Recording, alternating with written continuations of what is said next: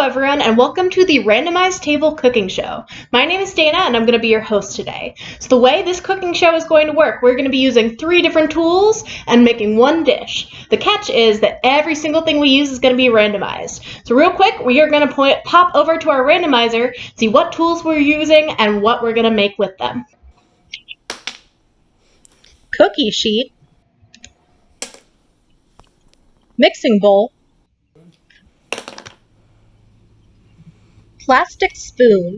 We rolled for a cookie sheet, a mixing bowl, and a plastic spoon. So my lovely assistant is going to bring those in right now. Thank you, lovely assistant. We got our bowl, essential for cooking. We got our cookie sheet, also very essential. And we got our plastic spoon, which in this case is a ladle. Thank you, lovely assistant.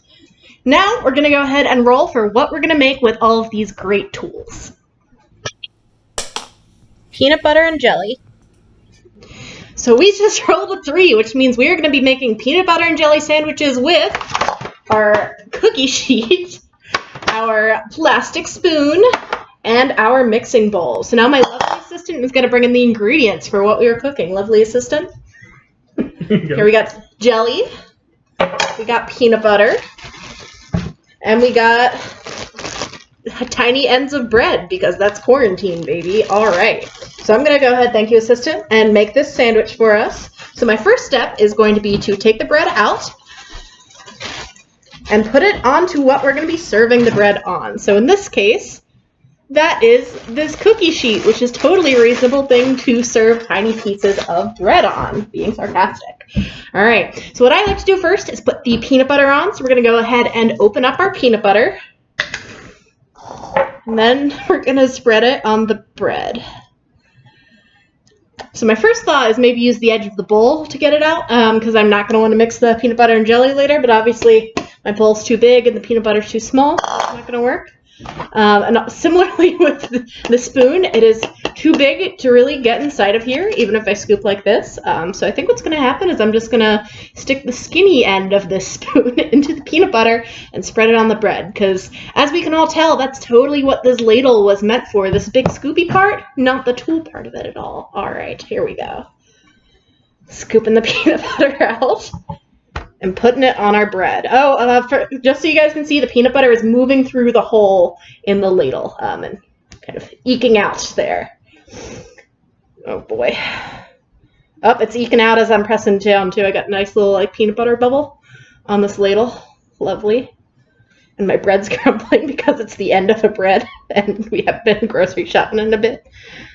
All right, so now the peanut butter is nicely spread on our bread. So my next step is going to be to put jelly on the bread. All right, so I don't want to taint the peanut butter with the jelly, or the jelly with the peanut butter, I mean, and peanut butter is all over my hands, and also on this ladle. So I really don't think I can reuse the tool. So my next thought, I'm going to turn this jelly upside down and see if I can make it fall onto my bread. There, we got some drops. Got some more drops. Got some more drops. It's almost an appropriate amount of jelly.